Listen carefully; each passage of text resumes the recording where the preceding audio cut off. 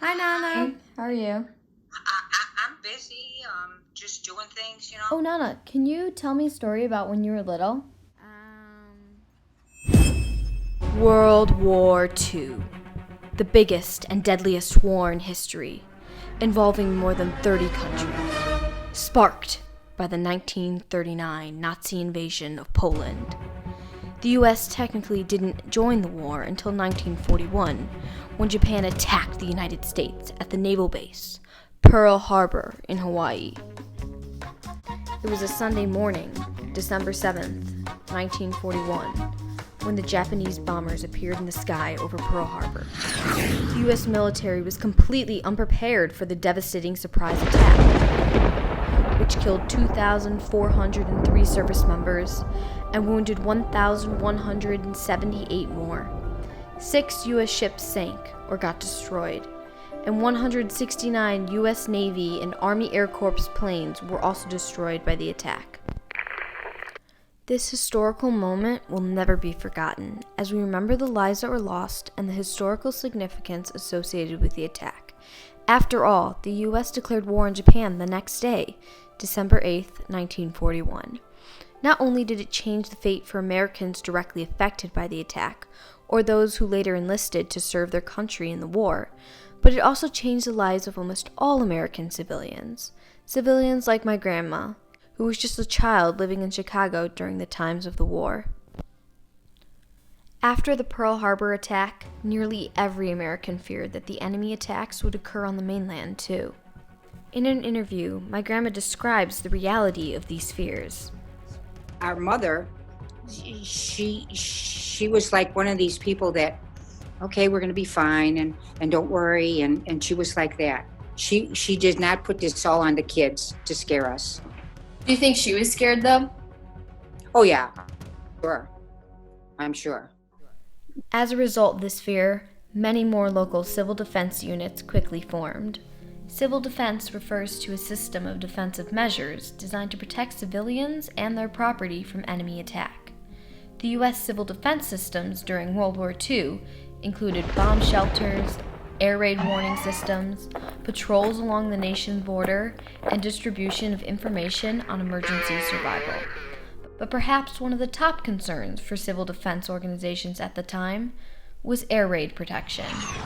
To aid people and educate them on how to stay safe, the Office of Civilian Defense published a booklet called What to Do in an Air Raid and printed 57 million copies along with information in local newspapers.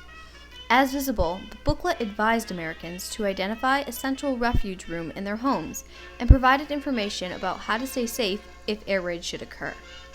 We would practice. We didn't have a basement, but we would practice where would be the hiding place, which be under tables. Yeah.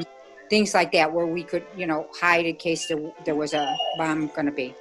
But when we were doing the air raids, I would think that I thought, and my friends, that, we're going to be safe because we're doing what we're supposed to do.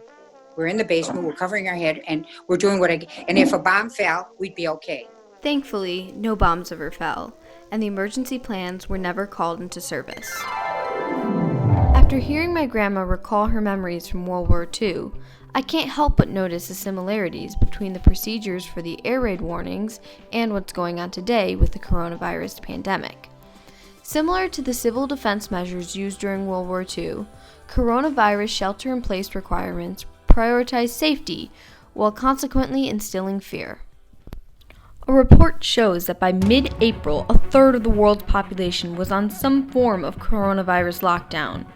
As we experienced in Illinois with the stay-at-home order first issued in March, we were asked to keep refuge in our homes, similar to how my grandma identified refuge rooms during World War II. But instead of remaining in lockdown for only minutes at a time, it lasted months. With about 4.4 million confirmed cases and over 150,000 deaths from the coronavirus in the U.S. alone, it is essential that we work together to help flatten the curve of the coronavirus. Because the virus is so highly contagious, the best way to prevent the illness is to avoid being exposed. According to the CDC, the virus is thought to be spread mainly from person to person, and especially through respiratory droplets produced when an infected person coughs, sneezes, or even talks. That's why it's really important that we all wear masks and practice social distancing to reduce the spread of the virus and the pressure on healthcare systems. It's also important to note that the pandemic, its economic and its social effects have had a huge effect on people's mental health. Job loss, business shutdowns, closed schools, and fears of getting infected with COVID-19 have fueled a surge in reported cases of anxiety and depression among adults. These fears are valid for just like how no one knew whether an air raid was going to occur on the mainland, no one knows who or how many will fall victims to the coronavirus. Just as World War II came to an end in 1945, I have faith that the coronavirus pandemic will eventually end, and I will be able to safely hug my grandma again.